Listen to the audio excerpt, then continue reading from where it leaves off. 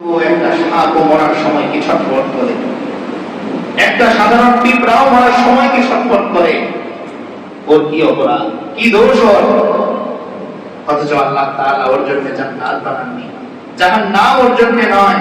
তবুও যদি এত কষ্ট হয়, আমার তো হিসেব আছে, আমার তো হিসেব আছে। রাসূল করিম সাল্লাল্লাহু আলাইহি ওয়াসাল্লাম একবারও আল্লাহকে বলেননি, ও আল্লাহ আমাকে জান্নাত দেন, জাহান্নাম থেকে বাঁচান। কিন্তু এই দোয়া করেছেন, আল্লাহুম্মা ইন্নী আউযু বিকা মিন গামারাতিল মাউতি ওয়া সাকারাতি। ও আল্লাহ, মৃত্যুর যন্ত্রণা থেকে, মৃত্যুর কষ্ট থেকে, এই ছটফট থেকে আমি আপনার কাছে পানা চাই। আমি তো পানা চাই, আমার উম্মতদের জন্যও পানা চাই। আমার উম্মত সহ্য করতে পারবে না এত কষ্ট। কেমন কষ্ট শুধু সংক্ষেপে বলে আমি মূল আলোচনায় চলে যাব। রাসূল করিম সাল্লাল্লাহু আলাইহি ওয়াসাল্লাম আল্লাহর কাছে সবচেয়ে বেশি প্রিয় ছিলেন। তবুও যখন আজরাইল আলাইহিস সালাম আসলেন, এসে ওনার সিনা মুবারকের মধ্যে শুধু ডান হাতটা এইভাবে আলতো করে স্পর্শ করলেন, রাসূল করিম সাল্লাল্লাহু আলাইহি ওয়াসাল্লাম একটা চিৎকার দিলেন, বললেন, ও আজরাইল, আমার তো মনে হচ্ছে ৭ আসমান ৭ জমিন তুমি আমার বুকের মধ্যে চেপে বসছো। আমার তো মনে হচ্ছে ৭ আসমান ৭ জমিন আমার বুকের মধ্যে তুমি চাপা দিয়ে ধরেছো। আজরাইল আলাইহিস সালাম বললেন, ইয়া রাসূলুল্লাহ, আমি এখনো কাজ শুরু করিনি, কেবল হাত রেখেছি। সঙ্গে সঙ্গে তিনি কান্না শুরু করলেন আর বললেন, থামো, আগে আমি আমার আল্লাহর থেকে এই স্বীকৃতি নেই যে যত কষ্ট হোক আমাকে যেন তিনি দেন, আমার উম্মত যেন এত কষ্ট না পায়, ওরা সহ্য করতে পারে। যে মানুষটা আল্লাহর কাছে সবচাইতে বেশি প্রিয়, এই মানুষটার যদি অবস্থা এই হয় যে শুধু হাত রেখেছেন, অনেক মুফাসসিরিনগণ বলেন পৃথিবীর সব মানুষের জান কবজ করে আজরাইল বাম হাত দিয়ে, আর রাসূল করিম সাল্লাল্লাহু আলাইহি ওয়াসাল্লামের সম্মানে ডান হাত তিনি ব্যবহার করছেন। সবচেয়ে উত্তম ভাবে, উত্তম পরিবেশে প্রিয় হাবিবের রূহ কবজ করার জন্য, জান কবজ করার জন্য পাঠিয়েছেন। তবুও যদি অবস্থা এই হয়, আমার আপনার অবস্থা কি? এই জন্য এখনো সতর্ক হই, এখনো জীবনের মূল্য বুঝি, এখনো হায়াতের মূল্য বুঝি, আর হায়াতটাকে কাজে লাগাই। আল্লাহ তাআলা আমাদেরকে আমাদের হায়াত কাজে লাগানোর, আমাদের জীবন কাজে লাগানোর তৌফিক দান করুন। আমিন। আজকে জিলকদ মাসের কত তারিখ? 1 তারিখ। আমি যে আয়াতটুকু তেলাওয়াত করলাম এবং যে হাদিসটুকু পাঠ করলাম, এগুলো সামনে রেখে একটি কথা বলার চেষ্টা করব, যদি আল্লাহ তৌফিক দান করেন। আল্লাহ তাআলা কোরআনে কারীমের মধ্যে বলেন, বিসমিল্লাহির রহমানির রহিম, ওয়া'আযিন ফিন-নাসি বিল-হাজ্জি ইয়াতুকা রিজালা ওয়া 'আলা কুল্লি দামিরিন ইয়াতিনা মিন কুল্লি ফাজ্জিন আমিন। হযরত ইব্রাহিম আলাইহিস সালাম যখন কাবা নির্মাণের কাজ শেষ করলেন আর বললেন, ওগো আল্লাহ, কাজ শেষ হয়েছে। আল্লাহ বললেন, ইব্রাহিম, ওয়া'আযিন ফিন-নাসি বিল-হাজ্জ, তুমি দাও আর পৃথিবীর সব মানুষকে উদ্দেশ্য করে ঘোষণা দিয়ে দাও, ওয়া'আযিন ফিন-নাসি বিল-হাজ্জি ইয়াতুকা রিজালা, তুমি এখানে দাঁড়িয়ে ঘোষণা দিবে আর আমি আল্লাহ তোমার এই ঘোষণা পুরো পৃথিবীর সব মানুষের কানে কানে পৌঁছে দিব। হযরত ইব্রাহিম আলাইহিস সালাম জিজ্ঞেস করলেন, ও আমার রব, আমার আওয়াজ তো ছোট, এখান থেকে আওয়াজ দিলে পৃথিবীর সব মানুষ শুনতে পাবে না। আল্লাহ তাআলা বললেন, ইব্রাহিম, তোমার কাজ জবান দিয়ে আওয়াজ বের করা, আর আমার কাজ পুরো পৃথিবীর সব মানুষের রূহের মধ্যে সেই আওয়াজ পৌঁছে দেবে। ওয়া'আযিন ফিন-নাসি বিল-হাজ্জি, ও ইব্রাহিম, তুমি ঘোষণা দিয়ে দাও মাঝের যে আমার বান্দা যদি আমাকে ভালোবাসে সে যেন আমার ঘরটা দেখতে আসে, আমার বান্দা যদি আমাকে ভালোবাসে সে যেন আমার ঘরটা দেখতে আসে। ইয়াতুকা রিজালা, তারা হেঁটে হেঁটে আসবে, ওয়া আলা কুল্লি দামিরি ইয়াতিনা মিন কুল্লি ফাজ্জিন আমিন, পৃথিবীর সেই শেষ প্রান্ত থেকেও সে আমার মহব্বতে, আমার ভালোবাসায় আমার এই ছোট্ট ঘরটা একবার দেখতে আসে। কাবা ঘর আয়তনে কত বড়, কিন্তু এই ঘরের নাম আল্লাহ বলেন, আমার ঘর, এ আমার ঘর, যে আমার ঘর দেখলো ও যেন আমাকেই দেখলো। ওয়া'আযিন ফিন-নাসি বিল-হাজ্জি ইয়াতুকা রিজালা, তুমি ঘোষণা দিয়ে দাও ইব্রাহিম, যে বান্দা আমাকে ভালোবাসে ও ছুটে আসবে তার প্রিয় মানুষটার ঘর দেখার জন্য। তার আল্লাহর ঘর দেখার জন্য, তার রবের ঘর দেখার জন্য সে চলে যায়। ওয়ালা কুল্লি যামিরি ইয়াতিনা মিন কুল্লি ফাজ্জিন আমিন, সেও আসবে, দলে দলে আরো লোক নিয়ে আসবে। যে যায়নি তার ব্যথা হয় না। হজ থেকে আসার পরে অনুভূতি একটাই, আগে যাইনি তখন এত ব্যথা ছিল না, একবার যে ব্যথা পাচ্ছে, কি দেখলাম, কি দেখে আসলাম। অপর আয়াতে আল্লাহ তাআলা বলেন, ওয়ালিল্লাহি আলান নাসি হিজ্জুল বাইত মান ইসতাতা ইলাইহি সাবিলা। আল্লাহ বলেন, ওয়ালিল্লাহি আলান নাস, আমি আল্লাহর জন্য মানুষের উপর দায়িত্ব, হিজ্জুল বাইতি, বাইতুল্লাহ জিয়ারত করা, মান ইসতাতা ইলাইহি সাবিলা, যেই বান্দা আমার ঘর পর্যন্ত আসার সাধ্য তার আছে, সক্ষমতা তার আছে, ওই বান্দার উপর দায়িত্ব হলো আমি আল্লাহর ঘর একবার হলো জিয়ারত করে যাওয়া।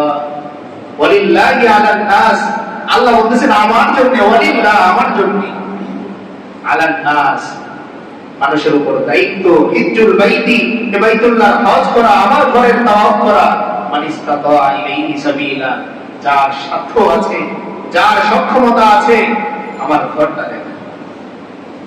আজকাল আমরা অনেক সময় মাসআলা জিজ্ঞেস করি, আমার উপর কখন খরচ হবে হজ? কখন আল্লাহ সেদিন বুঝেছিলেন, যেহেতু আল্লাহ তাআলা মিশন পূর্ণ হওয়ার সংবাদ দিচ্ছেন, ইসলামের বিজয়ের সুসংবাদ দিচ্ছেন, মানুষদের মনের মধ্যে ইসলামের প্রতি ভালোবাসা, যেই জন্য রাসূল করিম সাল্লাল্লাহু আলাইহি ওয়াসাল্লাম এত কষ্ট করেছেন, এত মুজাহাদা করেছেন, পরিবার সন্তান হারিয়েছেন, নাতি হারিয়েছেন, মেয়ে কষ্ট করেছে, কেবলমাত্র এই দ্বীনের বিজয়ের জন্য। এই সুসংবাদ আসা মানেই রাসূল করিম সাল্লাল্লাহু আলাইহি ওয়াসাল্লাম চলে যাবেন আমাদের ছেড়ে, কান্না করতেছিলেন। সাহাবায়ে কেরাম বারবার একজন করে দাঁড়াচ্ছিলেন আর বলতেছিলেন, ইয়া রাসূলুল্লাহ, আমরা সারা দিন অস্থির থাকি, পেটে ক্ষুধা থাকে, কিন্তু যখন বিকেল বেলা এসে আপনার চেহারা মোবারক একবার দেখি, সারাদিনের সব ক্লান্তি আমাদের দূর হয়ে যায়, দুঃখ আমাদের দূর হয়ে যায়, মনের মধ্যে থাকে, আমার মনের মধ্যে আর কোন শান্তি থাকুক আর না থাকুক, আমি তো প্রতিদিন একবার আমার রাসূলের মুখ, আমার হাবিবের মুখ মুহাম্মদুর রাসূলুল্লাহ সাল্লাল্লাহু আলাইহি ওয়াসাল্লামকে একবার দেখতে পাই। এক সাহাবী দাঁড়িয়ে কান্না শুরু করলেন আর বললেন, ইয়া রাসূলুল্লাহ, আমি আপনার কাছে একটা জিনিস চাই। রাসূল সাল্লাল্লাহু আলাইহি ওয়াসাল্লাম জিজ্ঞেস করলেন, কি চাও বলো? তিনি বললেন, আমি জান্নাতে আপনার সাথে থাকতে চাই। কি বললেন? আমি জান্নাতে আপনার সাথে থাকতে চাই, দুনিয়ার কোন জিনিস চাননি তিনি। রাসূল করিম সাল্লাল্লাহু আলাইহি ওয়াসাল্লাম জিজ্ঞেস করলেন, কেন থাকতে চাও? তিনি বললেন যে দুনিয়ায় তো আপনারে দেখতে পাই, মনের অস্থিরতা আপনাকে দেখে দূর করি, জান্নাত পাইলাম কিন্তু আপনারে দেখতে পারলাম না, তখন যেমন অস্থির হবে, এই অস্থিরতা আমি দূর করব কিভাবে? এই জন্য আমি চাই আসওয়াবা, আমি আপনার সাহচর্য চাই, সঙ্গ চাই, জান্নাতেও যেন আমি আপনাকে তাকিয়ে দেখতে পাই। রাসূল করিম সাল্লাল্লাহু আলাইহি ওয়াসাল্লাম বললেন, তুমি কি আমাকে ভালোবাসো?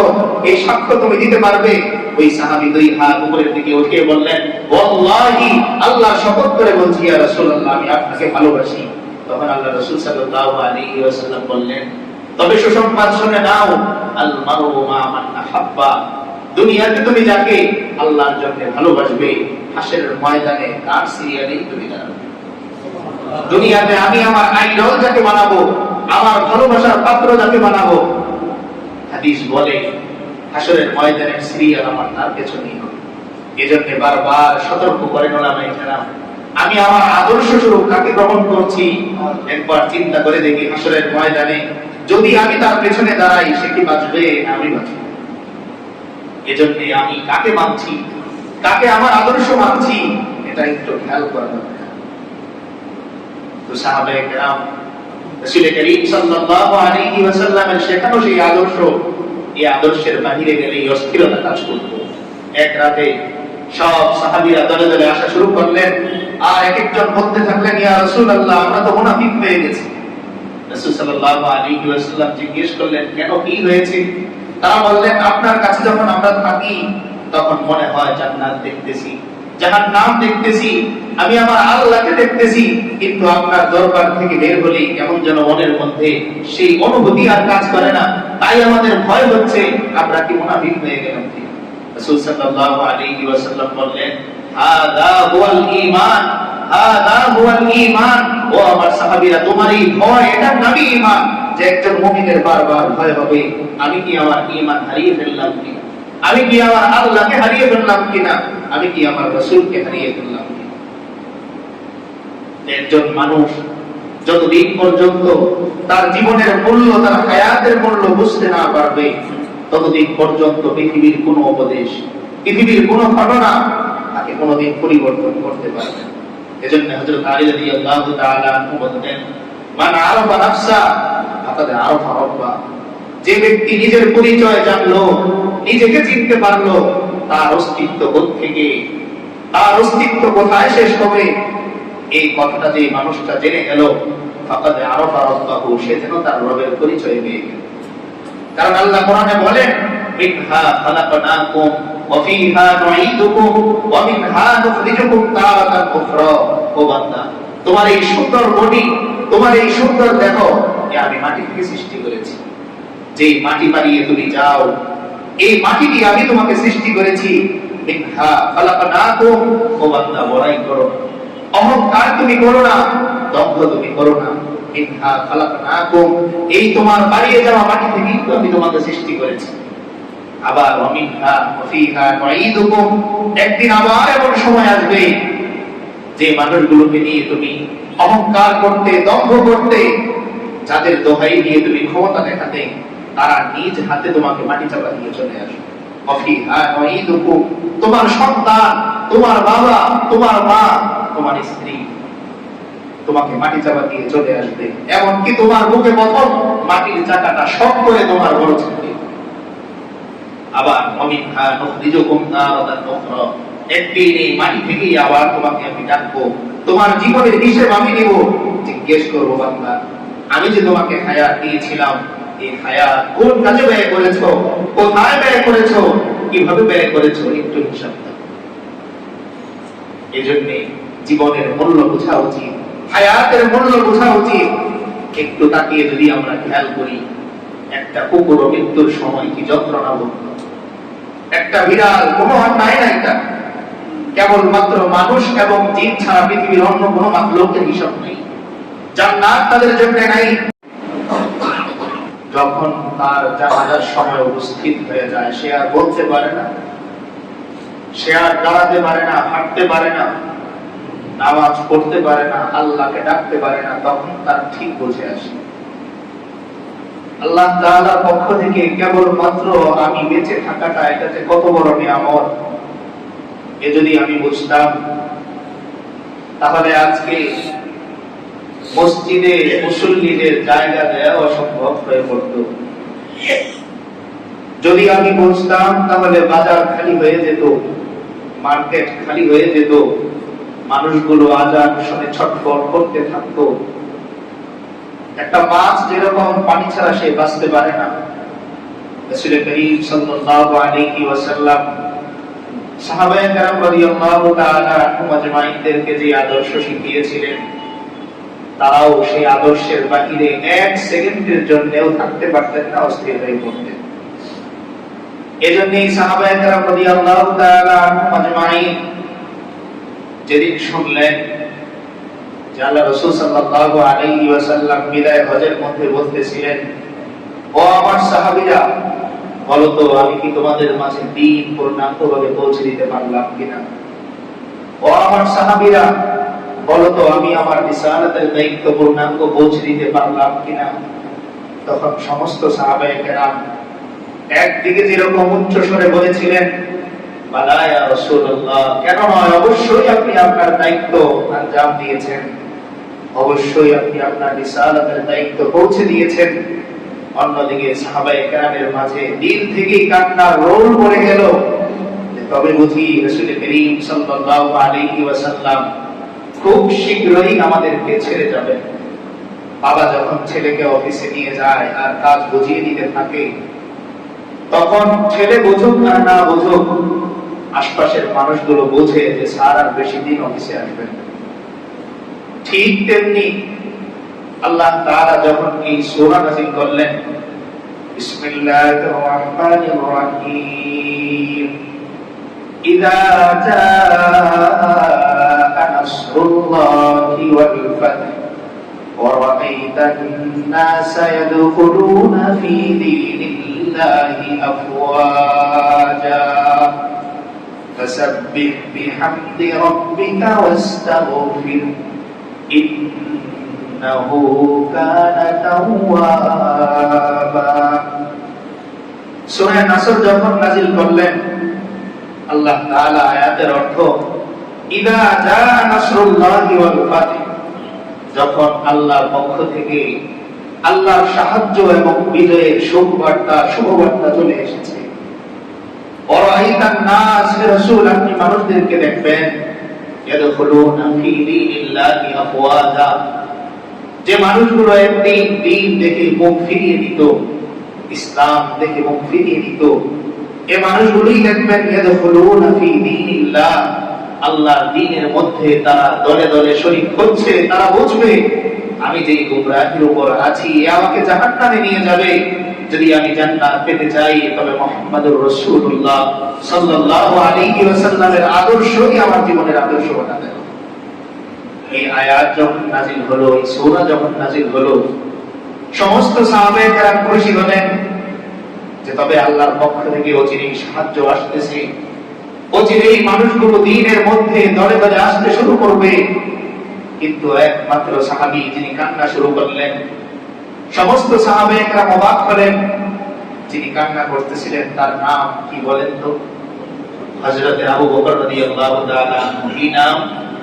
হযরতে আবু বকর রাদিয়াল্লাহু তাআলা আনহু, একমাত্র ব্যক্তি যিনি কোরআনের আয়াত নাযিল হওয়ার পরে খুশি না হয়ে বরং কান্না করতেছিলেন। বড় বড় সাহাবায়ে কেরাম উপস্থিত ছিলেন, হযরত ওমর উপস্থিত ছিলেন, ওসমান উপস্থিত ছিলেন, হযরত আলী রাদিয়াল্লাহু তাআলা আনহু, সমস্ত সাহাবীরা উপস্থিত ছিলেন। কেবল মাত্র চোখ দিয়ে পানি পড়তেছিল হযরত আবু বকর রাদিয়াল্লাহু তাআলা আনহু। সব সাহাবীরা আবু বকরের কাছে গেলেন, জিজ্ঞেস করলেন, ও ভাই, আল্লাহর পক্ষ থেকে আল্লাহর সাহায্যের প্রতিশ্রুতি আসলো, মানুষগুলো দ্বীনে দলে দলে আসবে, এই সুখবর আসলো, আপনি খুশি না হয়ে কেন আপনি কান্না করতেছেন? কারণটা আমরা জানতে চাই। হযরত আবু বকর রাদিয়াল্লাহু তাআলা আনহু বললেন, ভাইরা, এই সূরার মধ্যে একদিকে যেরকম মুসলমানদের বিজয়ের কথা এসেছে, আর আমার রাসূল তো এসেছিলেন কেবলমাত্র দ্বীন ও বিজয়ের জন্যই, ইসলামের কালিমার পতাকা উত্তোলন করার জন্যই এসেছিলেন। যেহেতু আল্লাহর পক্ষ থেকে ঘোষণা এসেছে ইসলামের পতাকা একদিন পথ করে উঠবে খুব শীঘ্রই, তার মানে খুব শীঘ্রই এই পতাকার ধারকবাহ আমার নবী মুহাম্মদুর রাসূলুল্লাহ সাল্লাল্লাহু আলাইহি ওয়াসাল্লাম আমাদের মাঝ থেকেও চলে যাবে।